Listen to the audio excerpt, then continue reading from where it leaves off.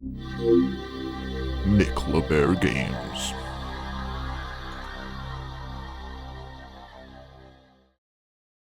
Hello everybody, I'm Mick and welcome to Mick LeBear Games. It's been a little while, but welcome to this episode of Select Memory.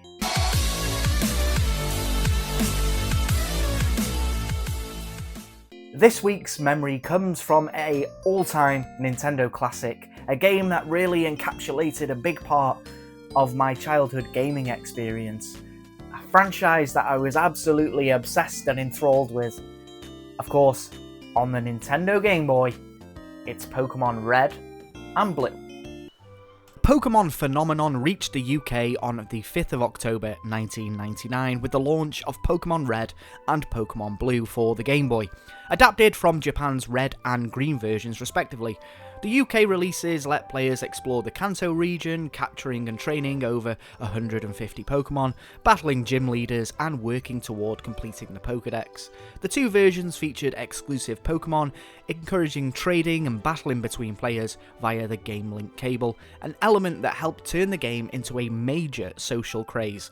The UK release quickly propelled Pokemon into mainstream popularity, supported by anime, trading cards and merchandise, solidifying it as one of the country's biggest gaming and cultural hits of the late 1990s. And to be honest, I for one am grateful that I was around for the very early days of what Pokemon was, because to see it sweep the nation in the way that it did and to see how big it's become nowadays, yes, it really was a sight to behold, let me tell you.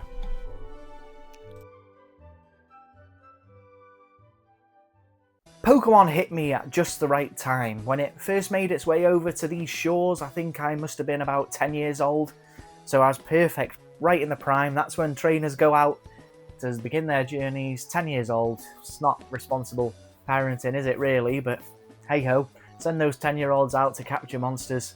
Why not? This is Japan we're talking about. But yeah, anyway, I was absolutely in love. I had everything. Bouncy balls, figures, the games, trading cards, magazines.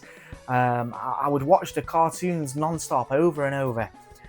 But this particular game, Pokemon Red, I remember getting it one Christmas, one of the best Christmases I've ever had. I got that and a teal Game Boy Color, and I must have played this thing from morning till morning again. So much so that my dad even said to me, it uses less battery power if you turn the volume off. I don't know if that's true or not. I think maybe he was just sick of hearing the chiptune music, but I couldn't get enough of it. I went through hundreds of batteries, got real deep into the game, and I just remember it being one of those real core memories for me growing up. But it's not the memory I want to talk to you about today.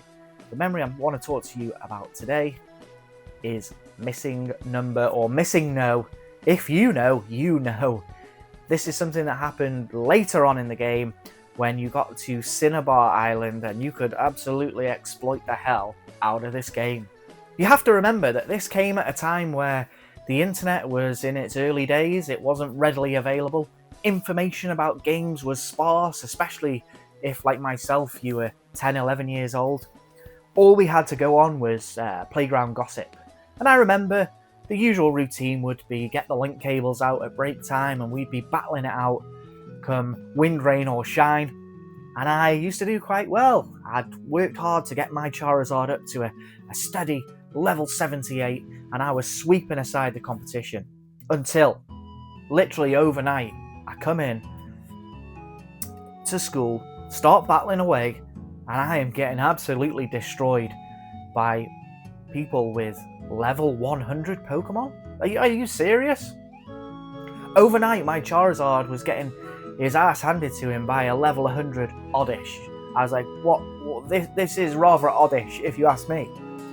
And of course, it was not legit.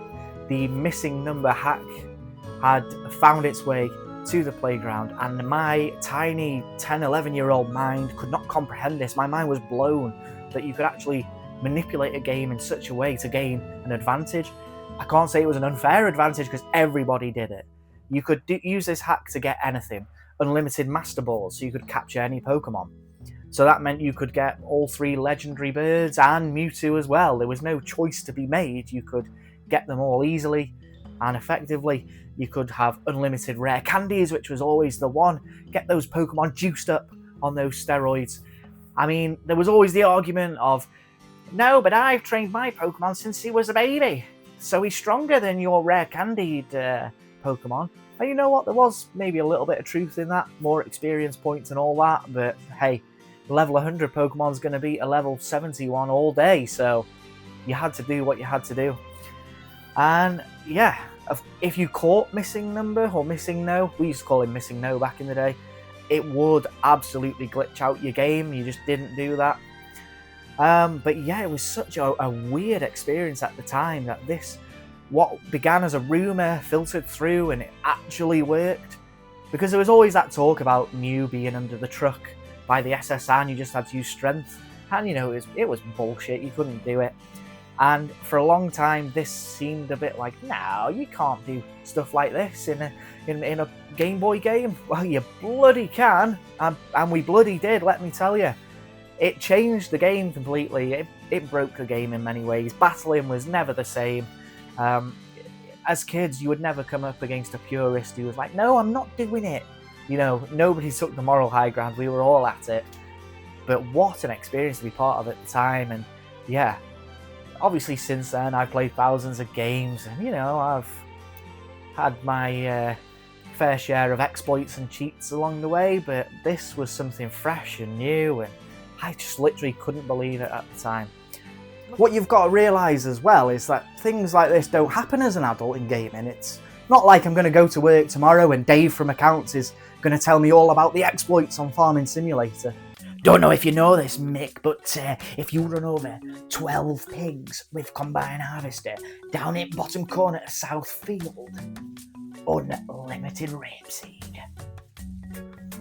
Unlimited. Yeah, nice one, Dave. But yeah, I want to hear from you guys. Let me know, were you around at the time when Missing Number was happening? Did you partake in the old rare candy shenanigans? I bet you did. I want to hear from you down below in the comments. And yeah, I've been MickLaBear.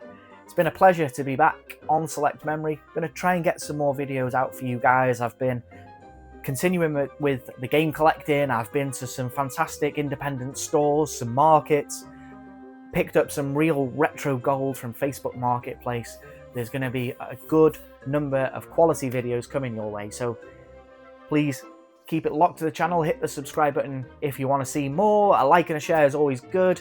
I've been MickLaBear, this has been MickLaBear Games, and I'll see you next time.